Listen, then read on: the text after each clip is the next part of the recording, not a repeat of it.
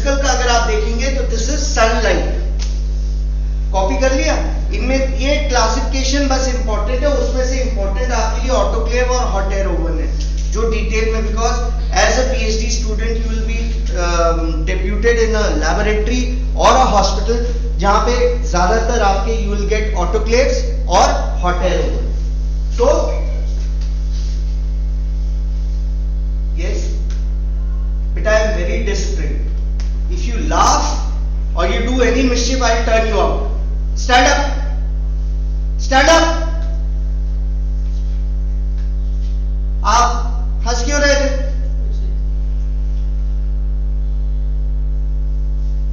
इनका नाम नोट करो और सर को बताना, प्रवीण सर को।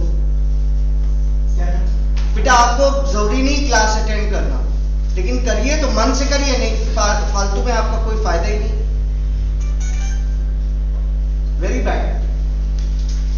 सनलाइट यानी सूरज की रोशनी, हीट यानी गर्म, तो उसको एक तो ड्राई हीट जहां पे खाली हम हीट का प्रयोग करते हैं, मॉइस्ट हीट यानी हमने पानी को गर्म किया, उससे भाप उत्पन्न हुई, और उस भाप को हम कितने टेम्परेचर पे, बिलो 100 एंड अबव 100।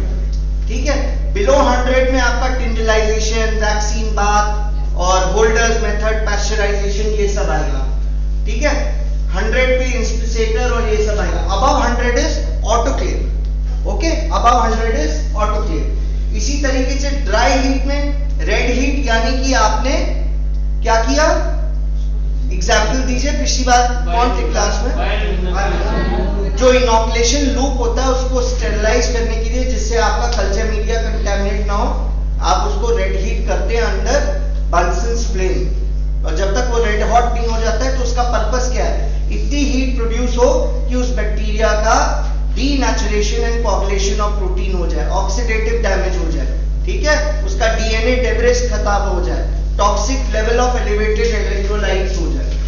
फ्लेमिंग जैसे आप फिक्स करते हैं माइक्रोस्कोपिक स्लाइड, फॉर एग्जांपल आप लोग जेडिन स्टेन करते हैं तो स्प्यूटम का स्मीयर लेते हैं, स्प्यूटम के स्मीयर में आपको पता है कि it is tuberculosis is a communicable disease, तो अगर आपने उसको बगैर हीट फिक्स किया आपने स्टेन किया, देयर मे बी चांसेस कि आपको एरोसोलाइज हो जाए बैक्टीरिया, तो you have to kill that bacteria, तो आप बंसन पे उसको फिक्स कर देते हो, उसकी हीट से वो बैक्टीरिया मर के फिक्स हो जाता है।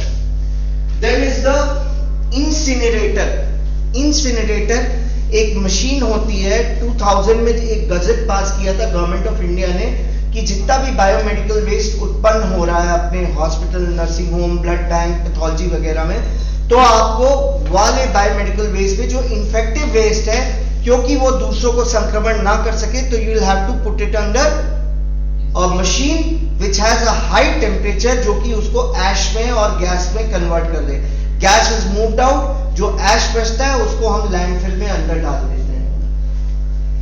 Then comes hot air oven.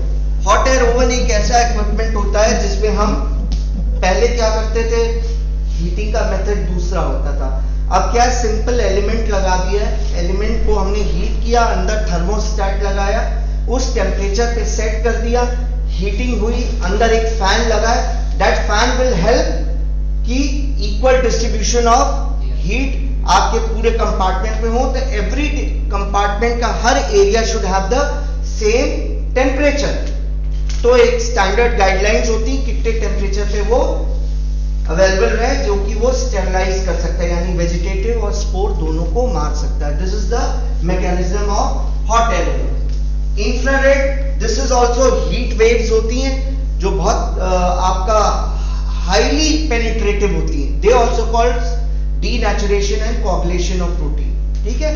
So this was the physical method. अब vibration, all you know bacteria का जो सेल वॉल होती है it is highly susceptible to vibration, this is just theoretical, तो आप उसको इतना वाइब्रेट कर दें कि उसकी जो सेल मॉर्फोलॉजी है वो ऑल्टर हो जाए, दिस इज जस्ट थ्योरी, ठीक है, प्रैक्टिकली हम नहीं यूज कर रहे हैं। Radiation, of course radiation we are using, but since it is costly, so what do we do is कि कॉमर्शियल पर्पस के लिए जहां पे बहुत सारे हमें इंस्ट्रूमेंट्स या इक्विपमेंट्स या कोई आर्टिकल स्टेरिलाइज करना है कॉमर्शियल लेवल पे, फॉर एग्जाम्पल फोलीज कैथेटर जो होता है, यूरो बैग होता है, डिस्पोजेबल सिरिंज जो होते हैं, they all are sterilised by virtue of radiation which will come later on, जैसे गामा रेज, एक्स रेज, ये सब रेज होती हैं। Okay, then comes filtration. Filtration में अर्थनवेयर, एस्बेस्टॉस, सिंटर्ड ग्लास और लेटेस्ट है मेम्ब्रेन, सेल्यूलोज मेम्ब्रेन होती है। इसका बेसिक प्रिंसिपल होता है फिल्टर का कि जो भी आपका आर्टिकल जिससे आप फिल्टर करें उसका पोर साइज आप इतना छोटा कर दें कि बैक्टीरिया की, एक सिंगल बैक्टीरिया के साइज से भी पोर साइज छोटा हो, तो it will remain suspended, it will not go through, so it will be filtered. So the most economical and best method these days is membrane filter. ठीक है, अभी हम लोग ये पढ़ेंगे। तो ये क्लासिफिकेशन आपको क्लियर है फिजिकल मेथड की? yes or no? yes. और should I repeat it again? फिर से पढ़ना? तो जैसा कि मैंने आपको बताया था, एक एक हम डिटेल में पढ़ेंगे, जहां मैं नोट करने को बोलूं वहां आप नोट करिएगा। Physical method, sunlight. ठीक है, सनलाइट आपने पुराने जमाने में भी सुना होगा कि it has a appreciable bactericidal activity. उसमें जो सन की रेज होती है उसमें अल्ट्रावायलेट रेज होती है, इंफ्रारेड रेज होती है। तभी आपने देखा है जो नदी, तालाब ये सब होते हैं उसमें ज्यादा कीटाणु उत्पन्न नहीं हो पाते। लेकिन ये हम प्रैक्टिकली हॉस्पिटल या हेल्थ केयर एसोसिएटेड में इस्तेमाल नहीं कर सकते। This is for theoretical purpose. Drawing, drawing is the method. हमें सबको मालूम है कि बैक्टीरिया का, जब हमने फिजियोलॉजी पढ़ी थी है आप लोगों ने जूनियर क्लासेस में, बीएमएलटी में, तो आपने पढ़ा होगा कि 3/4 जो होता है उसका वजन वो वाटर होता है उसमें। तो water is an essential part of bacteria. अगर आप उस वाटर को ही ड्राई कर दोगे तो बैक्टीरिया की जो सेल वॉल है वो डिस्ट्रॉय हो जाएगी। तो you will, in this way you will kill bacteria. लेकिन इसका नुकसान क्या होता है? स्पोर्स, स्पोर्स बिल्कुल ड्राई होते हैं, तो spores remain unaffected bye it. ठीक है, क्लियर? ये लिखो, heat. It is the most reliable, यानी सबसे विश्वसनीय, यूनिवर्सली एक्सेप्टेबल, यानी पूरे विश्व में सर्वमान्य एक्सेप्टेबल है, that it is the most effective method of sterilization, जिससे द्वारा हम both vegetative और spore bearing बैक्टीरिया को खत्म कर सकते हैं। और जहां कहीं भी पॉसिबल हो हमें ये मेथड यूज करना चाहिए।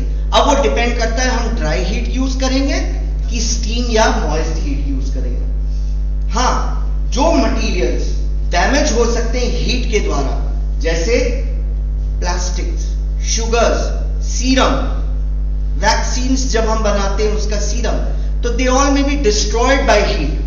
तो ऐसी जगह हमें इसका उपयोग ना के बराबर करना है। ठीक है, आइदर ड्राई हीट और मॉइस्ट हीट में भी एप्लीकेबल। ये लिख लिया? यस। तो मेन इसका प्रिंसिपल क्या होता है, क्या इसका मेथड है, कैसे मारता है ये बैक्टीरिया को?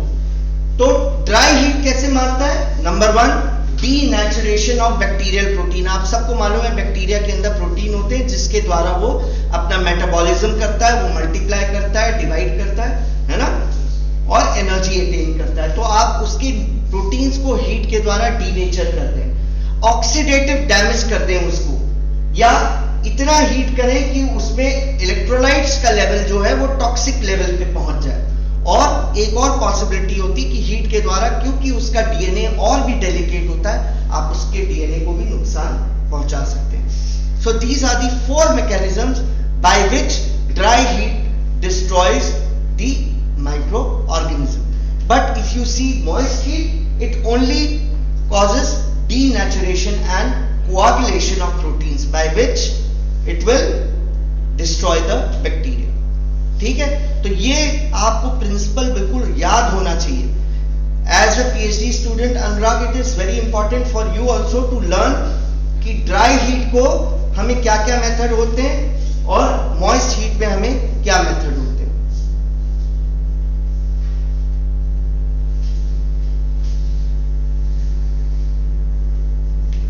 सो डीएनए,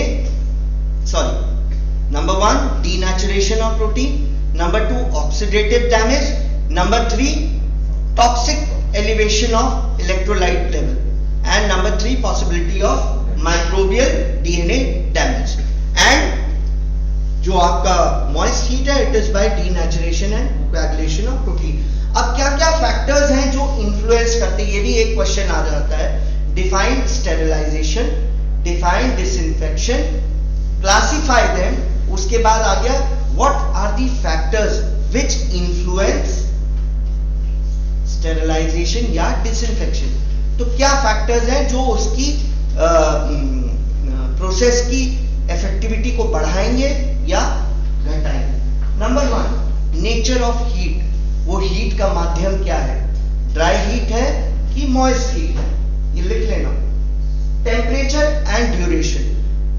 फर्स्ट क्लास में मैंने आपको बताया था टेम्परेचर और ड्यूरेशन आर इनवर्सली प्रोपोर्शनल, यानी टेम्परेचर आप जितना बढ़ाते जाएंगे ड्यूरेशन उतना कम होता जाएगा. टेम्परेचर आपने जितना घटाया ड्यूरेशन उतना बढ़ता जाएगा. They are inversely proportional. Characteristic of microorganism and spores present. कौन सा बैक्टीरिया प्रेजेंट है. अगर normal bacteria which is non sporing तो it can be easily killed by 65 degree centigrade for at least half an hour. अगर vegetative bacteria है तो हम 65 degree पे आधा घंटा हम उसको हीट प्रोवाइड करेंगे, it will get killed. But if it is a spore bearing bacteria, यानी उसके अंदर स्पोर है, it is resistant to heat, तो 65 डिग्री सेंटीग्रेड काम नहीं करेगा. You will have to increase the temperature. तो आपने टेम्परेचर इंक्रीज किया, ड्यूरेशन कम हो गया. 121 डिग्रीज फॉर 15, यहां 15 लिखा है, आप लिखिए 15 to 20 minutes, for 15 to 20 minutes. Type of material, क्या मटीरियल, क्या उसमें high organic matter. Organic matter का मतलब क्या हुआ, जो आपके प्रोटीन, शुगर, फैट. फीसेस है, it is an organic matter. Vomitus है, it is an organic matter.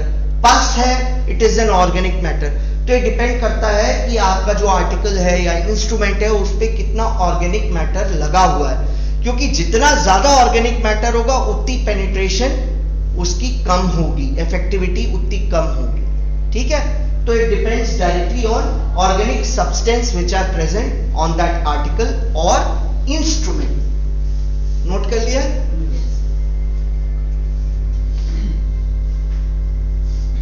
अब मैंने आपको जो प्रोसीजर्स बताए थे, red heat, flaming, incineration, hot air oven. Red heat का example you are very well seen कि ये बंसन फ्लेम है और हमने इनॉकुलेशन लूप उसको हीट कर रहे हैं. ठीक है, ये फ्लेमिंग आपने देखा है, ग्लास स्लाइड को हम बंसन फ्लेम के ऊपर करते हैं तो it gets fixed and bacteria is killed. ठीक है, बट ये रेड हीट और फ्लेमिंग में डिफरेंस याद रखिएगा. ऐसा ना हो कि आप स्लाइड को बिल्कुल लाल कर दें, है ना, तो कुछ भी नहीं दिखाई देगा उसमें. Clear? Now this was what I was talking about. This is the incinerator. जैसे हमारे यहाँ बायोमेडिकल वेस्ट ट्रीटमेंट फैसिलिटी अगर आप देखें तो 2-3 ही हैं यहाँ पे कानपुर में. एक है आपका MPCC medical pollution control committee Panki में, और एक है विलवर्ड. ठीक है, मेडिकल कॉलेज का भी अपना एक अलग इंसिनरेटर है पुराना. तो आप देखिए एक मशीन है जो कि बहुत बड़ी सी मशीन है, और उसमें आजकल तो electricity is the best method to produce heat. तो इलेक्ट्रिक, जैसे आप भैरव घाट पे जाते हो, है इलेक्ट्रिक वाली वो जो होती है, इट इज सेम इंसिनरेटर की तरह होती है. उससे क्या होता है, इलेक्ट्रिसिटी से इतना हीट प्रोड्यूस कर दो 1000 डिग्री से ज्यादा कि जो भी चीज आपने इन्फेक्टिव उसमें डाली है वो राख में तब्दील हो जाए और उसकी गैस ऊपर चली जाए. लेकिन इसको मशीन को हर कोई नहीं लगा सकता. ये यूपी पॉल्यूशन कंट्रोल बोर्ड या हमारा जो गवर्नमेंट ऑफ इंडिया का पॉल्यूशन पॉलिसी है उसमें यह है कि ये जहां पे भी लगे ये आसपास आबादी नहीं होनी चाहिए, यानी शहर के बाहर होना चाहिए. उसके अलावा इसकी प्रॉपर फेंसिंग होनी चाहिए. इसकी जो चिमनी है वो कम से कम 16 मीटर ऊंची होनी चाहिए, जिससे जो भी टॉक्सिक गैस उससे रिलीज हो रही है वो एनवायरमेंट में डाइल्यूट हो जाए, नुकसान ना करे. तो ऐसा नहीं है कि हम ये कहीं भी लगा सकते हैं, because this is highly toxic. ठीक है,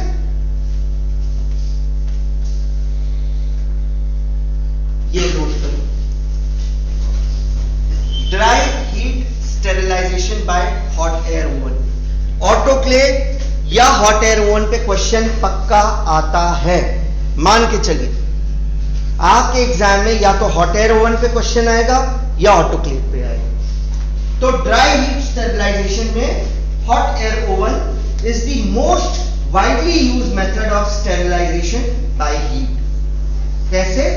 जो अवन होता है it is electrically heated and it is fitted with a exhaust fan to ensure adequate and even distribution of hot air in the chamber. It is also fitted with a thermostat.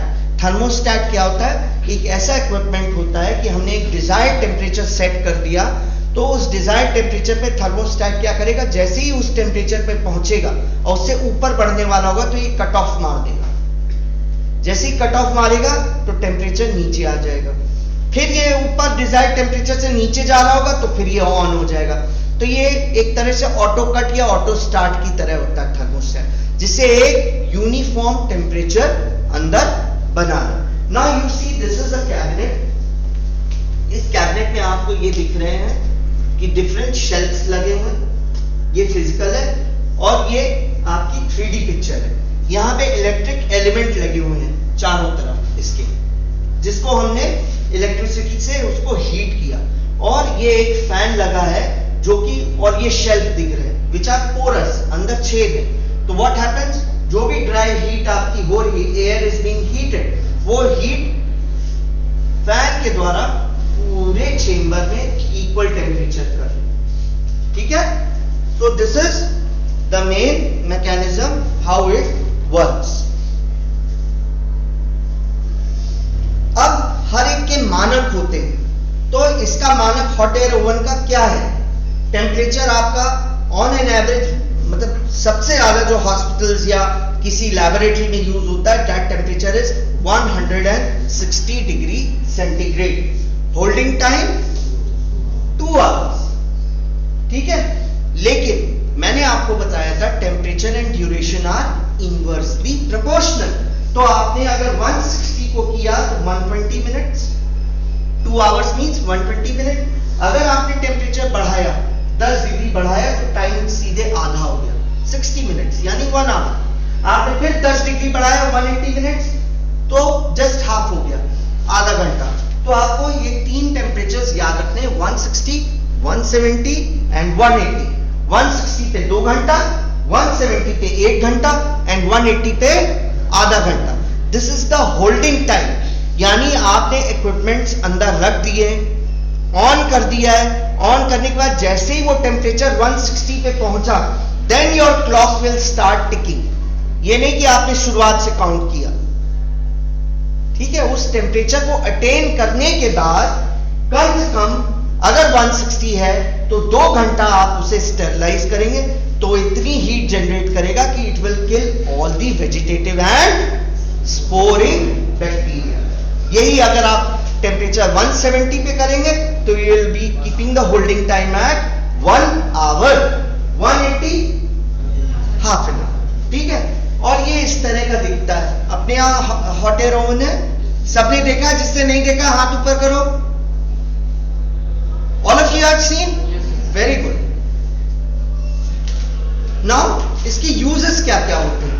As you all can see here, यहाँ पे glass wears खूब सारे रखे हैं। क्या क्या रखा है? ग्लास का सिरिंज रखा है, पेट्री डिश रखी है, फ्लास्क रखे हैं, टेस्ट ट्यूब रखे हैं, पिपेट्स रखी हैं। इन सबको स्टेरिलाइज करने का बेस्ट मेथड होता है हॉट एयर ओवन। लेकिन आपको ध्यान रखना है, जब कभी भी आप ग्लास को स्टेरिलाइज कर रहे हैं तो कॉटन का प्लग उसमें लगा के रखें। You should remember this. बेटा ये सब नोट करते जाना, this is very important. Then sterilization of surgical instruments. हम सर्जरी में जो इंस्ट्रूमेंट्स का प्रयोग करते हैं, जैसे कि Allis forceps, scalpel blade, retractors जिससे खाल को अलग वो करते हैं, फोर्सेप्स जिससे हम नाड़ियों को पकड़ते हैं, सीजर जिससे हम काटते हैं। तो जितना भी सर्जरी के इंस्ट्रूमेंट्स होते हैं which are made of metal, which are made of metal, not plastic, they are sterilized by virtue of hot air oven. Sterilization of certain chemicals such as liquid paraffin, जो wax होता है, fats, sulphonamide powder, जो दवाई बनाते हैं sulphonamide powder की, सेप्ट्रॉन powder, है ना, ये सब हम स्टेरलाइज किससे करते हैं? हॉट एयर ओवन से। तो uses is clear, time is clear. Now precautions, हमें क्या क्या सावधानी बरतनी है। Number 1, it should not be overloaded, है ना। फॉर एग्जाम्पल वॉशिंग मशीन जैसे आती, तो वॉशिंग मशीन पे लिखा रहता है 10 kg, 20 kg, है ना। अब आप क्या करोगे, अगर 10 kg का है, उसमें आपने 20 किलो कपड़े भर दिए, तो क्या होगा, उसकी इफेक्टिविटी खराब हो जाएगी, है ना। तो you should never keep it overloaded. जितनी स्पेस है उसमें आपको उसको ऐसे रखने हैं मटेरियल्स को कि there should be free circulation of air, आपस में चिपके हुए ना हो, ठीक है। देन जो भी मटेरियल आप स्टेरलाइज कर रहे हैं उसमें पानी का नामो निशान नहीं होना चाहिए, बिल्कुल ड्राई होना चाहिए, because method is dry heat. अगर पानी उसमें मौजूद होगा तो it will convert it to steam, तो उसका मैकेनिज्म ही डिफरेंट हो जाएगा, ठीक है। And as I told you, test tube, flask या जितना भी ग्लासवेयर है should be fitted with a cotton plug. Petri dish, pipette वगैरह जितनी है they should be wrapped in a paper. Rubber material सिवाय सिलिकॉन के, जो सिलिकॉन रबर होता है, या कोई भी ऐसा इनफ्लेमेबल चीज आपको हॉट एयर ओवन में नहीं रखना है, ठीक है। It should not be kept. अगर सिलिकॉन रबर है तो आप रख सकते हो, लेकिन बाकी कोई रबर है या प्लास्टिक है आपको नहीं रखना है, ठीक है। प्लस जब भी ओवन आपने स्टार्ट किया और 2 घंटे पूरे हो गए, कितने टेम्परेचर पे?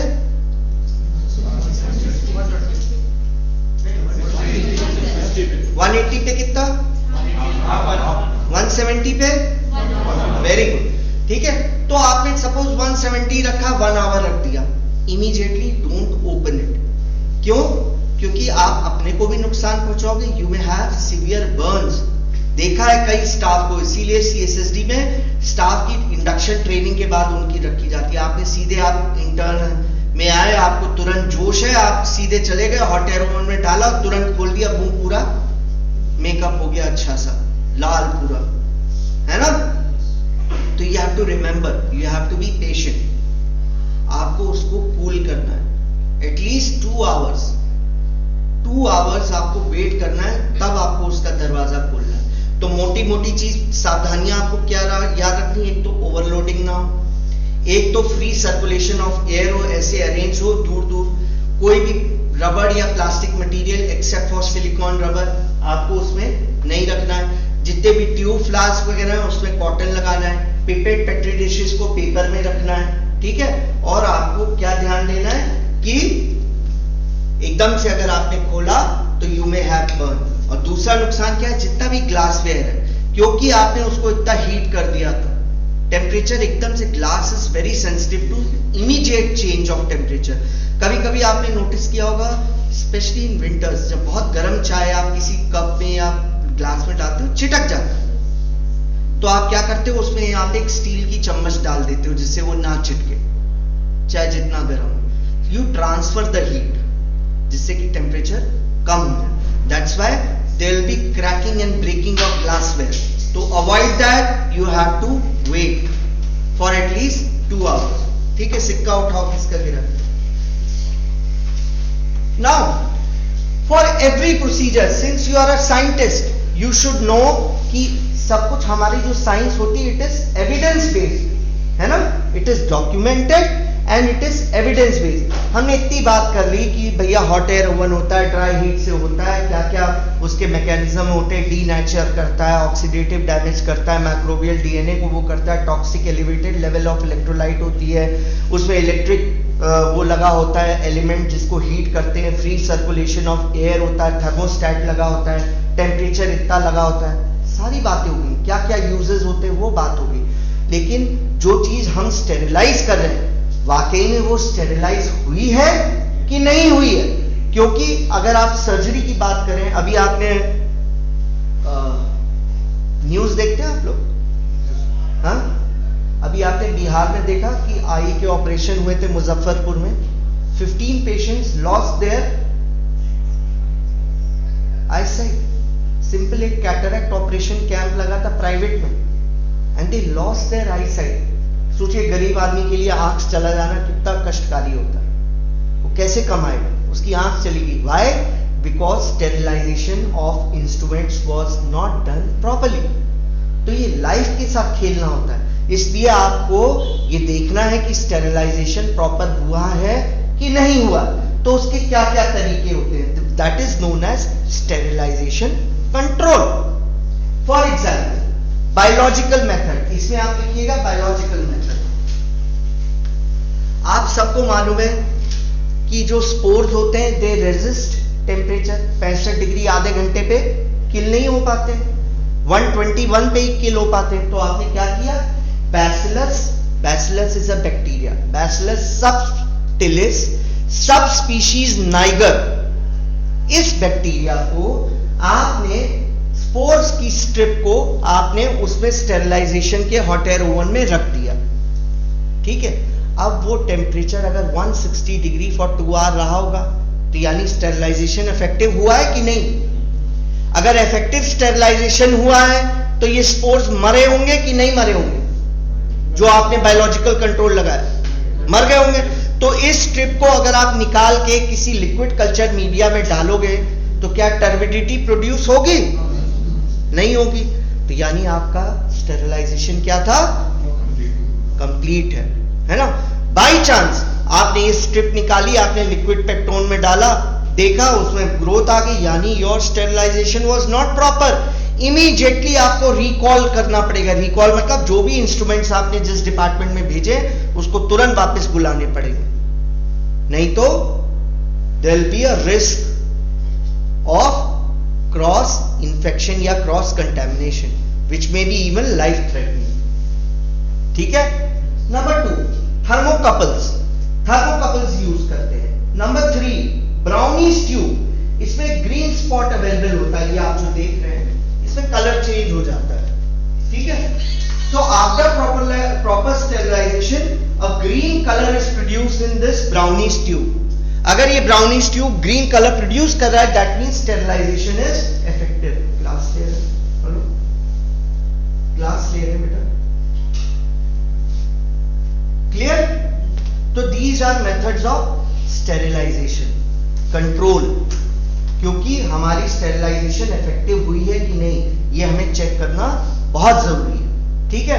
तो आपको हॉट एयर ओवन के लिए ये रट लेना है, बैसिलस सबटिलिस सब स्पीशीज नाइगर। नंबर ना याद हो कोई दिक्कत नहीं, लेकिन ये याद रखना चाहिए। Number 2 thermocouple, number 3 Browne's stew,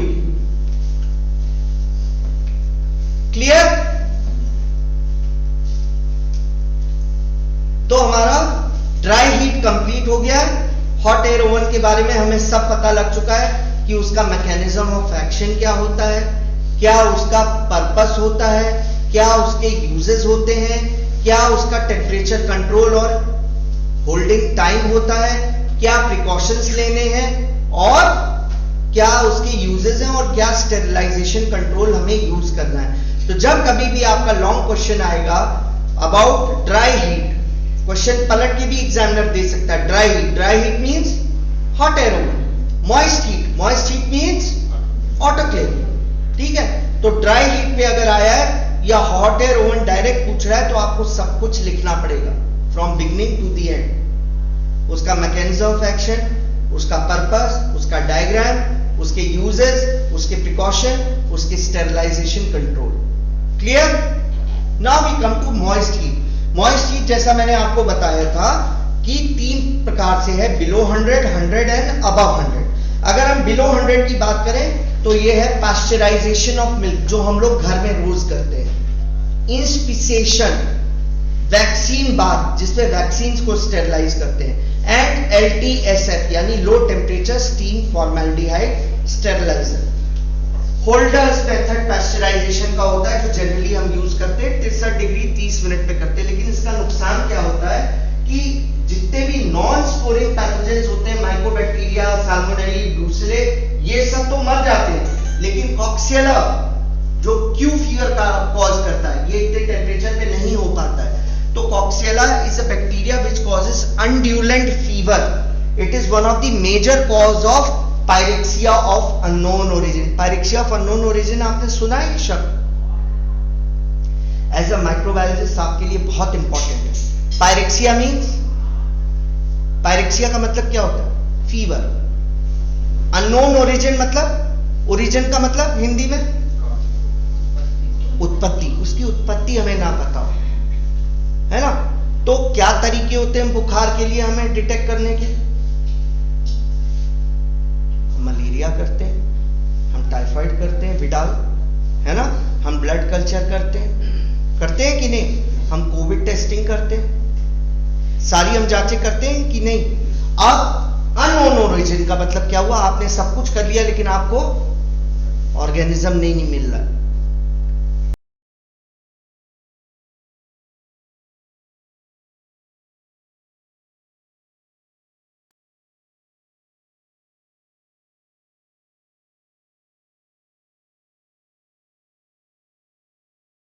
उसमें बहुत सारे होते हैं, जैसे आपका टाइफाइड जो होता है, enteric fever, typhoid and paratyphoid fever, Mycobacterium tuberculosis, Brucella, Listeria, okay, UTI, ये सब कॉजेज हैं पायरेक्सिया ऑफ अननोन ओरिजिन के. आपको वो डिटेल में पढ़ना पड़ेगा.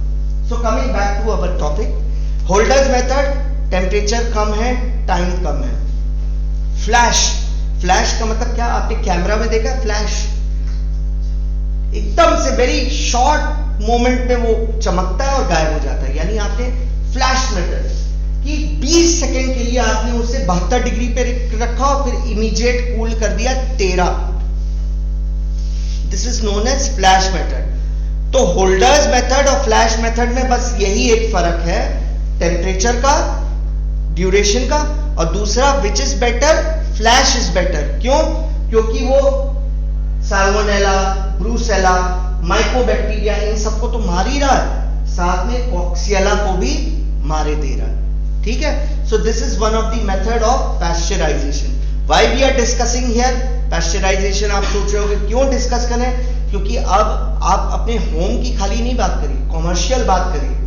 Mother Dairy, Parag Dairy, Namaste India, they all are producing milk products, और कितनी हाई रेंज में प्रोड्यूस कर रहे हैं. आप इमेजिन करिए अगर उन्होंने उसको स्टेरिलाइज नहीं किया तो कितने बच्चों में कितनी food poisoning, salmonella food poisoning, आपकी माइकोबैक्टीरियम बोविस जो बोवाइन ट्यूबरक्लोसिस, एब्डोमिनल ट्यूबरक्लोसिस होता है, ब्रूसेला, अनड्यूलेंट फीवर, कॉक्सियला, कितना हो सकता है. तो sterilization is very very important. So there they have machines जो कि उसको मिल्क को क्या करते हैं, 72 degree for 20 seconds and sudden cooling for okay 13 degrees centigrade. Now we come to instrument which is known as inspissator. Inspissator ये एक instrument होता है जिसमें हम कुछ कल्चर मीडिया, जिसमें सीरम, ठीक है, होता है या एग होता है ना. सीरम में क्या है? प्रोटीन. एग में क्या है? पहले एग मुझे पूछना चाहिए था, तब बता देते. एग में क्या है? प्रोटीन. ठीक है. तो आपने वो टिकटॉक वीडियोस भी देखे होंगे कि बाहर जरा सी गर्मी है, उसने पत्थर पे रख दिया अंडा और हाफ फ्राई या फुल फ्राई बन गया. Why? Because proteins are very sensitive to heat, coagulate हो जाते हैं. ठीक है. तो अगर ये मीडिया में आप हॉट एयर ओवन में रखोगे तो मीडिया तो पूरा गायब हो जाएगा. तो you require certain temperature and certain instrument जो कि आपका 100 डिग्री से कम हो, जिससे मीडिया को नुकसान ना पहुंचे. So certain culture media which contain egg और serum are made sterile by heating at 80 to 85 degree for half an hour for consecutive 3 days. ये मैं आखिरी में आपको टिंडलाइजेशन में बताऊंगा कि 3 दिन क्यों करते हैं. एग्जाम्पल, एलजे मीडिया किसके लिए यूज होता है? अरे तुम लोग एनएससी हो ना? ये कौन है? ये तो मना कर रही नहीं है. तो सबको बैठा दिया। तो बीएससी में भी तो आना चाहिए। सर फर्स्ट ईयर में ही है सर। हाँ बताओ, एलजे मीडिया का क्या होता है, कॉन्स्टिट्यूएंट्स बताओ। एमएससी कौन है यहाँ, हाथ ऊपर करो। चलो हम नहीं पूछ रहे हैं, नहीं तो कहोगे सर बेइज्जती कर रहे हैं। ठीक है, पता होना चाहिए कॉन्स्टिट्यूएंट्स, इंपॉर्टेंट है आपके लिए। ठीक है, पढ़ लेना। तो उसमें बीटेन एग होता है एलजी मीडिया में। और लॉफलर सीरम स्लोप, हाथ ऊपर करना, किसको पता है एलएसएस किसके लिए यूज होता है? Very good. कुराइन, बेटा डिप्थीरिया बीमारी है, आप साइंटिस्ट हो। कुराइनी बैक्टीरियम डिप्थीरिया, कुराइनी कॉर्नी नहीं होता, स्पेलिंग देखिए। ठीक है, कुराइनी बैक्टीरियम डिप्थीरिया। ठीक है, तो इस मेथड से हम 85 degree half an our consecutive 3 days, इसको बोलते हैं इंस्पिसेटर। अब ये वैक्सीन बाथ होता है, एक चेंबर है जिसमें आपका शेल्फ लगा हुआ है, अंदर पानी भर दिया है, उसको हमने 60 डिग्री 1 आवर। ठीक है, वेजिटेटिव बैक्टीरिया की हमने बात करी थी, तो 65 degrees for half an our, याद है? तो हमने टाइम बढ़ा दिया। तो सीरम या body fluids can be heated for 1 hour in vaccine bath on successive days। ये successive बार-बार क्यों आ रहा है मैं बताऊंगा। फिर LTSF है, वो भी ऐसी होता है, उसमें क्या किया, स्टीम प्रोड्यूस हो रही है, उसके साथ साथ हमने क्या कर दिया, फॉर्मेलिन भी डाल दिया। ठीक है, फॉर्मेलिन तो बैन हो गया। ठीक है, तो ये थ्योरेटिकल है। अब आया बॉइलिंग। बॉइलिंग टेम्परेचर कितना होता है? So boiling for 10-30 minutes may kill most of the vegetative form, but many spores withstand boiling for considerable time। ठीक है, जब कभी भी कोई बेटर मेथड अवेलेबल नहीं है आपके पास, या आखिरी मेथड हो, ये नहीं कि पहला मेथड हो, ये पुराना मेथड हो गया है ना। पुरानी पिक्चरों में दिखाते थे कि वो डॉक्टर है, उसके बगल में एक कांच के सिरिंज वो गर्म हो रहे हैं, और फिर उसी से लगा के उसने वैक्सीनेट कर दिया। तो it is not recommended for surgical instruments, but it can be used as a last method। जब आपका मशीन नहीं अवेलेबल, आप कहीं पहाड़ गांव बहुत दूर हैं जहां पे या तो मशीन का ब्रेकडाउन हो गया, it can be used for glass syringes and rubber stopper। ठीक है, टिंडलाइजेशन, इसको बोलते हैं इंटरमिटेंट। क्वेश्चन आ जाता है short note, what is intermittent sterilization? तो इसको हम लोग बोलते हैं इंटरमिटेंट, यानी पीरियोडिक, आज किया, कल किया, परसों किया। तो steam eight 100 degree centigrade for 20 minutes for successive 3 days. अब ये जितने भी हमने इंस्पिसेटर, वैक्सीन बाथ, LTSF, टिंडलाइजेशन, ये जितना भी डिस्कस किया है, सक्सेसिव डेज का पर्पस क्या था? This is the principle. First exposure होगा तो क्या होगा, जितने भी वेजिटेटिव फॉर्म है वो मर जाएंगे, स्पोर फॉर्म नहीं मरेंगे। आपने उसको फिर नॉर्मल टेम्परेचर पे रख दिया, जैसे ही उसे नॉर्मल टेम्परेचर मिला तो जो स्पोर वाला है वो दोबारा वेजिटेटिव में आ जाएगा। आपने अगले दिन फिर लगा दिया, तो जो स्पोर था वेजिटेटिव में था, कन्वर्ट हुआ है, वो मर जाएगा।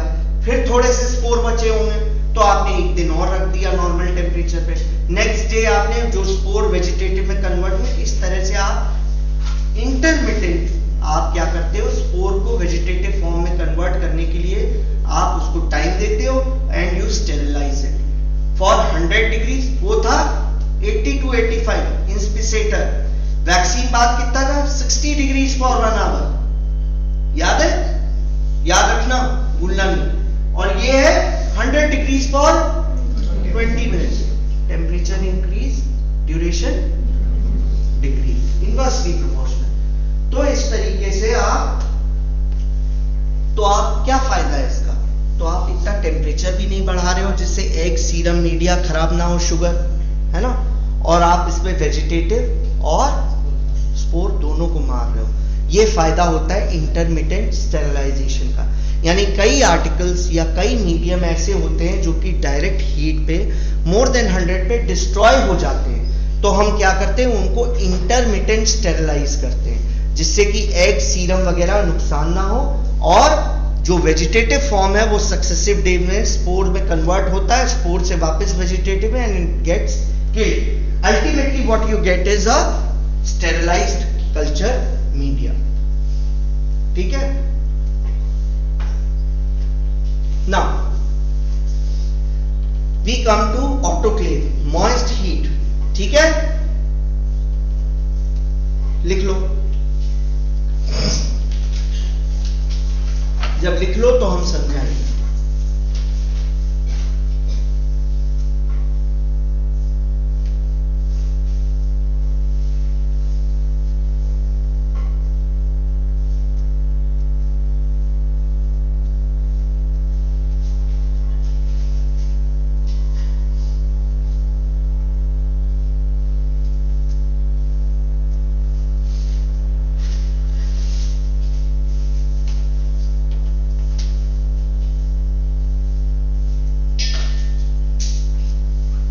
ठीक है, दो चीजें हमें बहुत अच्छे से ध्यान रखनी है।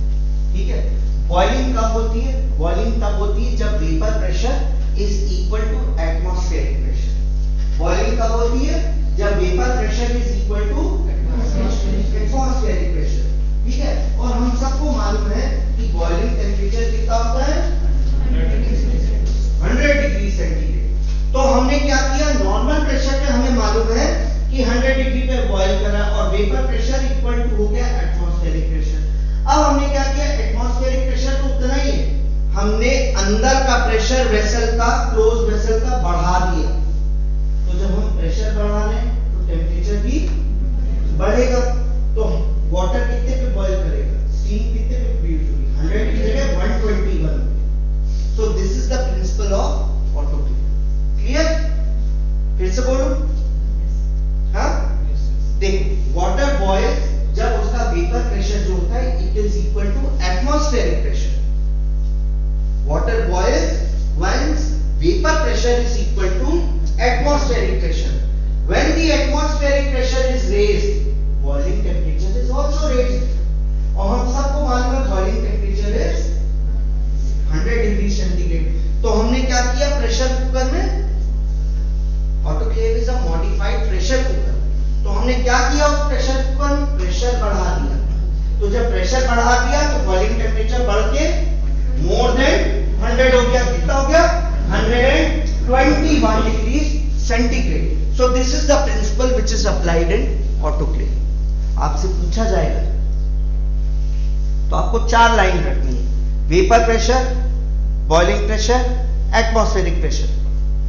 ये कब होता है? जब इक्वल होते हैं। Vapour pressure is equal to atmospheric pressure, water boil होता है। जब एटमॉस्फेरिक प्रेशर हम बढ़ाएंगे तो बॉइलिंग टेम्परेचर और प्रेशर भी बढ़ेगा, है ना। तो हमारा नॉर्मल प्रेशर पे हमें मालूम है कि वाटर बॉयल कर रहा है 100 डिग्री पे। जब प्रेशर बढ़ा दिया तो प्रेशर मोर देन 100 हो जाएगा। कितना? 121। ओके, जरूरी नहीं 121, आगे देखो 121 से ज्यादा भी होगा तो टाइमिंग, अगर ज्यादा होगा तो टाइमिंग क्या होगी? क्लियर? तो ये प्रिंसिपल आपका ऑटोक्लेव का क्लियर होना चाहिए। स्टीम यानी भाप above 100 is also known as saturated steam. उसकी पावर बेटर होती है ड्राई हीट से, क्योंकि वो डीनेचर तो करती है, साथ साथ में कोएगुलेट भी कर देती है। ठीक है, it has a better penetrating power. अंदर पोरस मटेरियल जो होता है उसके अंदर वो इन्वेड कर जाती, पेनिट्रेट कर जाती। ठीक है, so bacteria are more susceptible to moist heat. ठीक है, व्हाई? बिकॉज बैक्टीरियल प्रोटीन में कोएगुलेट वेरी रैपिडली। क्लियर? ये क्लियर है? When steam comes in contact with a cooler surface, आपने कोई रख रखा है आर्टिकल, ठीक है, उसको आपको स्टेरिलाइज करना है। पहले टेम्परेचर आपका बढ़ा, टेम्परेचर ज्यादा हुआ, वो स्टीम उसके कांटेक्ट में आई। जैसे ही वो उसके कांटेक्ट में आएगी वो लिबरेट करेगी, क्या करेगी, वो स्टीम कंप्रेस हो जाती है। 1600 यानी 1600 ml जो होता है स्टीम 100 डिग्री पे, वो कितनी हो जाती? 1 ml ऑफ वाटर। आपका 1 ml ऑफ वाटर क्या होता है? 1600 ml ऑफ स्टीम में कन्वर्ट हो जाता है। तो आप क्या करते हैं, जैसे ही वो अपने से कूलर सरफेस पे आता है तो वो हीट ट्रांसफर करता है। तो जब हीट ट्रांसफर करता है तो एनर्जी भी ट्रांसफर करता है। हीट कैसे ट्रांसफर होगी? In the form of energy. तो एनर्जी क्या होगी? 518 कैलोरीज ऑफ हीट। ठीक है, इसको मैं दूसरे शब्दों में बताता हूं। ये नोट कर लिया है ना? It's very important.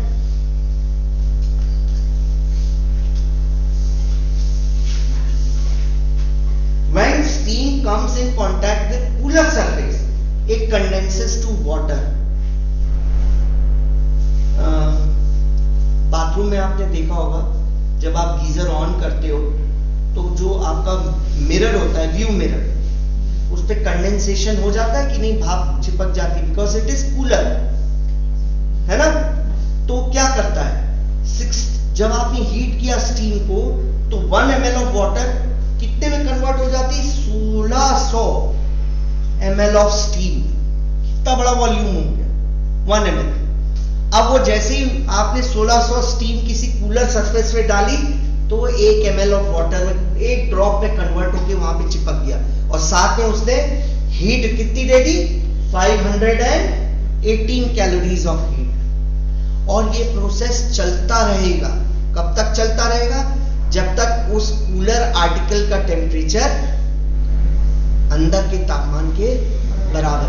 तो ऐसे 518, 518, 518, 518 हीट देता जाएगा, देता जाएगा, देता जाएगा। 1 ml, 1 ml, 1 ml, 1 ml चिपकता जाएगा। और सोचो, जितना चिपकेगा तो उतनी स्टीम कंप्रेस होके वो बन गई।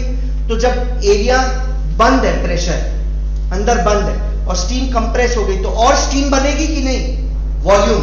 तभी तो प्रेशर कुकर होता है, सीटी क्यों मारता? समझ रहे? तो वो प्रेशर आपका जनरेट होता रहेगा, हीट जनरेट होती रहेगी। और कब तक जनरेट होती रहेगी? जब तक कि उसका टेम्परेचर आर्टिकल्स के टेम्परेचर के बराबर नहीं है। So the large reduction in volume sucks in more steam. मैंने तुम्हें बताया ना, इतना वॉल्यूम 1600 ml आपने लेके 1 ml में हो गया, to the same side, and process continues till the temperature of article is raised to that of steam. जितना steam का temperature उतने पे ना आ गया। The condensed water produces moist condition for killing microbes, और इस तरीके से there is denaturation and coagulation of protein. Clear? Clear है? नहीं clear है? मैं फिर से repeat करूंगा, बताओ। Clear है ना? Yes? Very good. ये आज आपको समझ में आ गया तो आ गया, नहीं फिर कभी नहीं समझ में आया। तो अगर नहीं समझ में आया तो बता दो अभी भी। समझ में आ गया है? अब देखो ऑटोक्लेव के कंपोनेंट्स क्या क्या होते हैं। ऑटोक्लेव का दूसरा नाम होता है मॉडिफाइड प्रेशर कुकर। आप सबके किचन में प्रेशर कुकर होता है, तो it is a modified pressure cooker. ये दो प्रकार का हो सकता है, वर्टिकल यानी ऊपर से रखने वाला, ऊपर से खोला अंदर डाला, या हॉरिजॉन्टल यानी ऐसे गेट खोल के अंदर आर्टिकल डाल दिया। Vertical and horizontal. अपने यहां है नीचे वर्टिकल, ठीक है। It is made of gun metal, जिसकी बंदूक की नाल बनती है, या स्टेनलेस स्टील, ठीक है, इन अ सपोर्टिंग आयरन केस। इतना तामझाम क्यों? Because temperature is more, blast ना हो जाए, इतना मजबूत बना दो। ओके, आपने देखा firearm, firearm means revolver, gun, machine gun, उनका जो मेटल होता है it is very thick, gun metal. क्यों? ब्लास्ट ना हो जाए, गर्म होके पिघल ना जाए। That's why it is made of either gun metal और stainless steel which is enclosed in a supporting iron case. इसमें लिड होती है, ऊपर खोलने के लिए लिड होती है, स्क्रूड लिड्स, ठीक है, और एयर टाइट करने के लिए उसमें वॉशर लगे होते हैं, ठीक है। लिड बेयर्स अ चेंबर जिसमें एक डिस्चार्ज टैप होता है। डिस्चार्ज टैप से क्या निकलती है? स्टीम या एयर, ठीक है। एक प्रेशर गॉज होता है ऊपर की तरफ, देखो प्रेशर गॉज बना है, जैसे आपकी सीटी वहां पे ऊपर है कुकर में, कुकर में भी तो लिड होती है ऐसे करके, है ना, प्रेशर गॉज होता है उसमें, लेकिन वो एयर वाला नहीं होता है। यहां हमें क्यों एयर, क्योंकि हमें एयर को हटा के खाली सैचुरेटेड स्टीम लेना है, क्योंकि मिक्सचर होगा तो पेनिट्रेशन पोरस मटेरियल में अच्छा नहीं होगा, तो स्टेरिलाइजेशन प्रॉपर नहीं होगा, इसलिए डिस्चार्ज टैप रखते हैं। और साथ में एक एडजस्टेबल क्या होता है, सेफ्टी वाल्व, ठीक है, लिख लो। अब इसको डायग्रामेटिकली समझो। नीचे एलिमेंट है जिससे हीट प्रोड्यूस होती है। इसमें क्या होता है, ऑटोक्लेव में एक चेंबर होता है जिसमें पानी भर दिया जाता है, उसके ऊपर परफोरेटेड ट्रे होती है, यानी पानी गर्म हो तो जो भाप प्रोड्यूस हो वो इन छेदों के द्वारा ऊपर है, ठीक है। अब आप इमेजिन करिए कि ये एक क्लोज चेंबर है, ठीक है बेटा, आप सब लोग इधर देखो, ये क्लोज चेंबर है। अब इसमें हवा है कि नहीं है, वेरी गुड, हवा है, पानी भी है, ठीक है। अब नीचे हमने गर्म करना शुरू किया, जब गर्म करेंगे तो भाप ऊपर आएगी, और जो हवा अंदर है मिक्सचर है वो कहां जाएगी, और ऊपर जाएगी, और ऊपर जाएगी, और ऊपर, एक टाइम आएगा वो बाहर निकलती जाएगी हवा, है ना, फिर तुम्हारे पास खाली क्या बचेगी, भाप। तो जब पूरी एयर निकल जाती है, खाली स्टीम बचती है, that is known as saturated steam. उसी समय हमने वॉल्व बंद कर दिया कि अब हमारे पास प्योर स्टीम है। अब हमने टेम्परेचर उसका 121 सेट किया था, प्रेशर बढ़ा है 15 पाउंड पर स्क्वायर इंच पे कर, तो प्रेशर बढ़ा, टेम्परेचर बढ़ा, टेम्परेचर बढ़ा तो और वेपर रिलीज हुआ, वेपर रिलीज हुआ तो 1600 ml ऑफ स्टीम जिस भी आर्टिकल से चिपकेगी 1 ml में हो जाएगी, स्टीम गायब हो गई। जैसी गायब हो गई और स्टीम ऊपर आई और गायब हो गई। कब तक, जब तक उस आर्टिकल का टेम्परेचर अंदर के टेम्परेचर के बराबर है, और जितनी बार वो 1 ml चिपक रहा है वो हीट रिलीज किए जा रहा है, वो हीट क्या करेगी, denaturation and population of protein, bacteria, चाहे स्पोर फॉर्म हो चाहे कोई भी हो, सबको खत्म करना। This is the principle of autoclave. Clear, clear और नो, ओके।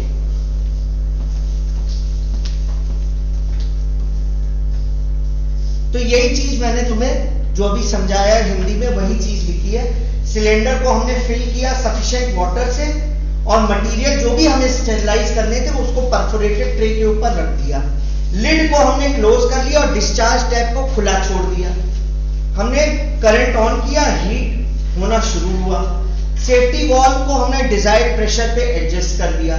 जब बॉईल हो जाएगा पानी तो स्टीम रिलीज होगी, स्टीम और एयर मिक्सचर बनेगा, एयर मिक्सचर बाहर निकलता जाएगा, और जब तक वो पूरा नहीं निकल जाता है तब तक सैचुरेटेड स्टीम नहीं अवेलेबल, तब तक हम लिड बंद नहीं करेंगे। इसको करने का तरीका क्या है, हमने एक खाली टब लिया, उसमें हमने पानी भर दिया, और इसके डिस्चार्ज जो टैप है उस पे हमने क्या किया, एक रबड़ लगा के उस पानी के अंदर डाल दी, तो एयर है, एयर जब भी निकलेगी क्या होगा, ब्लुप, बबल फॉर्म होगा, और अल्टीमेटली जब सारी एयर निकल जाएगी तो बबल फॉर्म होंगे, आवाज आएगी नहीं, दैट मीन्स हाँ नाउ सारी एयर निकल गई, अब खाली स्टीम बची है, बंद कर दो। समझ गए? So after boiling steam and air mixture is allowed to escape till all has been displaced. It can be tested by leading steam air mixture through a tube into a pail of water. When all air has been displaced, air bubbles stop coming in the pail and are filled with water. Discharge tap is now closed. Steam pressure is now risen. When it reaches the desired set level, the safety valve open. सीटी बनना शुरू, pressure ऊपर, temperature ऊपर, सीटी बजी, access steam ऊपर चली गई, फिर तापमान उस लेवल पे आ गया, फिर जैसे ही उसके ऊपर बढ़ा तो एक कांस्टेंट टेम्परेचर बना रहेगा। Now from this point holding time will be counted and it is how much, हमने क्या कहा था, 15 के बगल में क्या लिख लो, 15 to अब मैंने जैसे हॉट एयर ओवन में आपको बताया था, वैसे इसमें भी टेम्परेचर अगर आपने बढ़ाया टाइम कम होगा। तो मॉइस्ट हीट अगर हम 121 पे कर रहे हैं तो कितना होगा, 15 to 20 मिनट। 126 पे कर रहे हैं तो 134 पे तो ठीक है। लेकिन जो स्टैंडर्ड हॉस्पिटल में फॉलो होता है that is 121 at 15 pounds per square inch for 15 to 20। ये बेटा भूलना नहीं, किताबों में लिखा है 15 लेकिन you have to keep 15 to 20 minutes उसके बीच में, ठीक है, क्लियर। अब इसके यूजेस क्या क्या है, जैसे हॉट एयर एम के थे, इसमें हम कल्चर मीडिया, आप सब स्टेल बनता है नीचे कल्चर मीडिया बनता है पता है, तभी मेडिकल कॉलेज आते हो तुम सब बनता है, ठीक है। रबर मटेरियल, जितना भी आपका रबर मटेरियल है जो पिघले, ड्राई हीट से पिघल सकता है। गाउन्स, लिनन जो डॉक्टर्स पहनते हैं, पोरस होते हैं ना, पोरस होते हैं, कपड़ा पोरस होता है कि नहीं? अगर हम हीट गन से मारेंगे तो हीट अंदर जाएगी कि नहीं इस कपड़े से, है ना, तो दे आर पोरस। तो जितने भी आपका लिनन ऑपरेशन थिएटर में यूज हो रहा है, जितना गाउन, ड्रेसिंग पैड वगैरह, ग्लव्स, ये सारा हम autoclave. For those material which can not withstand temperature of hot air oven, हम सारी चीजें इससे करते हैं। फिर वही चीज, क्या सावधानियां, अब इसमें तो प्रेशर भी है ना, तो ध्यान रखना, देखो बंदर की तरह मुंह बंद लाल हो जाएगा पूरा मुंह, ठीक है। Air must be allowed to escape from the chamber as temperature of air steam mixture is lower than that of pure steam, और मटेरियल ऐसे दूर दूर रखने चाहिए कि फ्री सर्कुलेशन हो, क्लियर।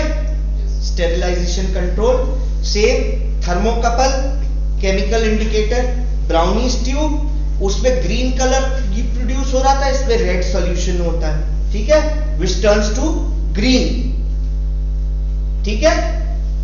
ब्राउनिश ट्यूब पड़ा था, उसमें ग्रीन स्पॉट हो रहा था। बायोलॉजिकल इंडिकेटर इस पे चेंज हो गया, उसमें क्या था, बैसिलस सबटिलिस सबस्पीशीज नाइगर, इसमें है bacillus stereo thermophilus, bacillus stereo thermophilus. और सेम तरीका हमने इसका एनवेलप रख दिया, स्पोर स्ट्रिप, स्टेरिलाइजेशन के बाद उसको निकाला, उसको इनोकुलेट कर दिया हमने पेप्टोन में, टर्बिडिटी आ गई, यानी स्टेरिलाइजेशन प्रॉपर नहीं हुआ। क्या क्या हो सकता है, आपने डिस्चार्ज टैप जल्दी बंद कर दिया, आपका टेम्परेचर नहीं काम कर रहा है प्रॉपर, आपका प्रेशर नहीं काम कर रहा है प्रॉपर, है ना। अगर वो स्पोर बियरिंग बैक्टीरिया मर गया, that means sterilization is effective, clear.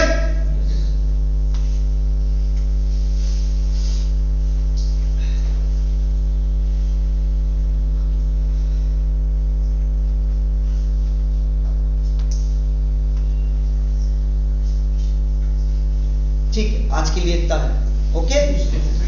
और फिल्ट्रेशन मैंने आपकी फर्स्ट क्लास में कंप्लीट कर दिया था, because it is not very theoretical point of view, खाली प्रैक्टिकल पॉइंट ऑफ व्यू से, ठीक है। फिल्ट्रेशन, वाइब्रेशन, रेडिएशन, ये सब कॉमर्शियल पर्पज से यूज होता है। फिजिकल मेथड में आपके लिए सबसे ज्यादा इंपॉर्टेंट है हॉट एयर ओवन, ऑटोक्लेव, और उसके बाद inspissator, vaccine bath, tyndallization, LTSF, जिसको हम लोग बोलते हैं इंटरमिटेंट स्टेरिलाइजेशन 3 सक्सेसिव डेज। ऐसा मीडिया जिसमें एग, सीरम या शुगर या वैक्सीन उनके टेम्परेचर के लिए, clear. So we are complete with physical methods, we are complete with almost chemical methods. Chemical भी आप जो बच्चे हैं आप पढ़ लीजिएगा, कोई डाउट हो मुझसे पूछिएगा। Next time I'll try to cover testing of disinfectants so that we are complete with sterilization and we move to other topic, ठीक है।